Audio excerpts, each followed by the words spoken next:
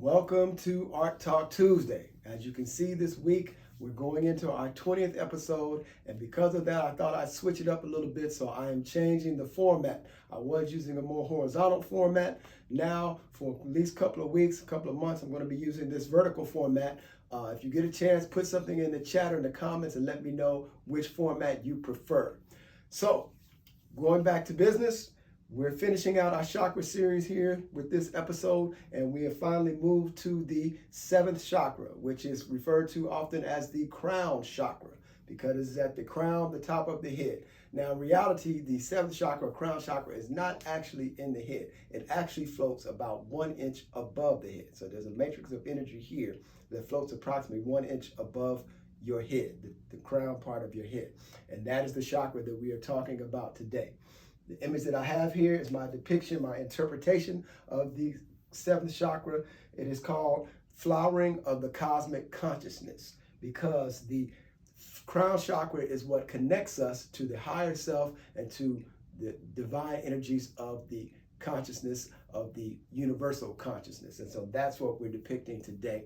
If we look at the chakras, you can see that the color here for this image is actually violet. So the color for this chakra is actually violet, which is depicted in this image here. And actually, I've lightened this up once again, because I said in previous episodes, many times the eye and the camera will confuse the darker blues and purples for black. So I didn't want you to think it's black. So I lightened it up a little bit, but this is actually a deep violet purple, and that is the color associated with the crown chakra.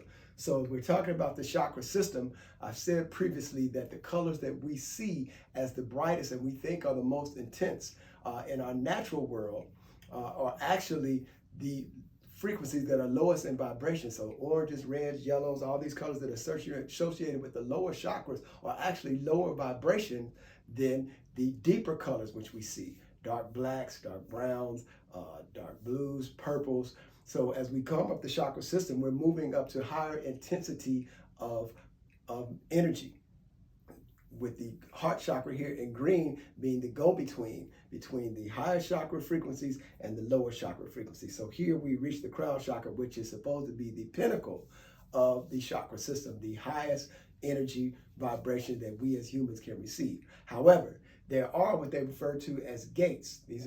They're probably just chakras, but they're referred to as gates. There are 5 gates.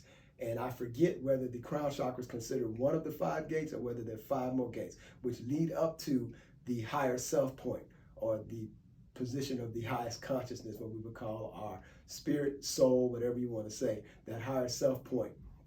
There are 5 gates above that. So your higher self point, if you reach your hands all the way up with your fingers stretched above your head, that's about where that final higher self point would be, and your aura flows out and around from that point. So I just want you to be sure about that.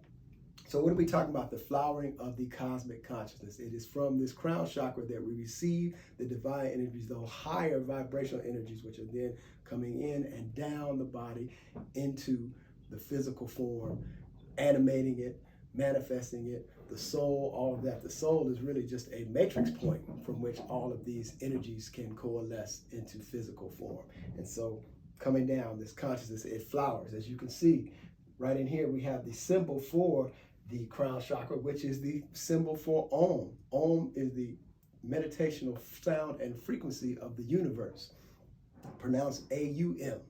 Not we spell it O-M, but it's actually pronounced A-U-M. Om. Om. So this has been documented as the frequency and sound of the universe. I'm not just talking on the side of my neck. This has actually been documented by science, that they've identified this frequency that is the overall frequency of the universe, which happens to match the Om, which is often chanted in mantras and also hummed. So we see here the petals on this lotus. This symbolizes infinity. So rather than all the other chakras having a certain number of petals, the crown chakra has an infinite number of petals as it continues to always blossom, always unfold. It continues to open and open and open. And it also can, in some ways, can remind you of the whole idea when we talk about fractals, of fractals continue to multiply. And so this whole idea from science.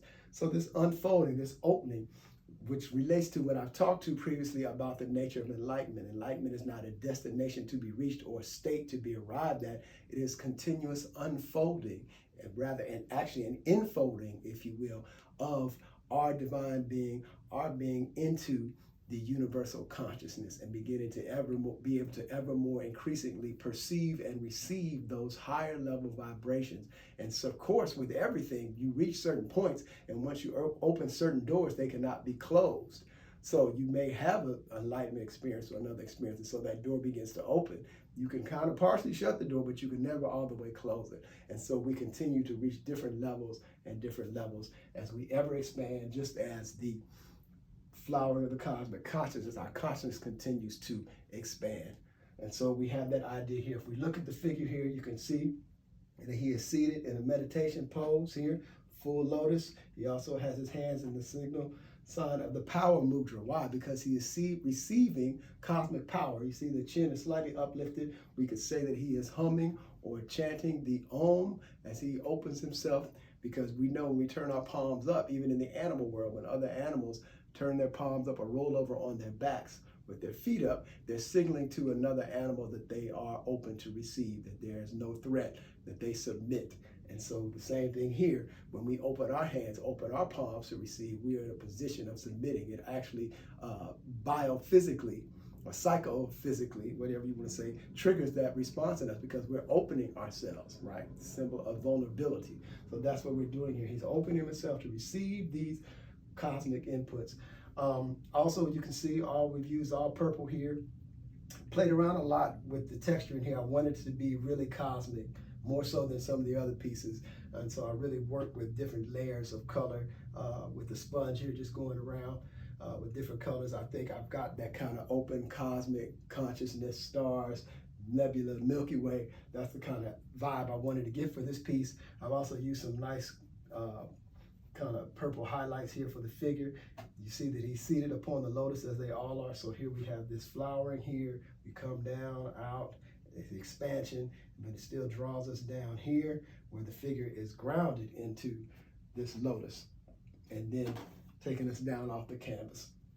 Also, if you look very detailed here, on this figure, I have a symbol here, a mark here for the third eye to symbolize the expansion of consciousness that is taking place. Even though it is coming through the crown chakra, our ability to see, and this see on the on the energetic level and see from the spiritual level, is bound to the third eye. That's why it's called an eye, because it sees.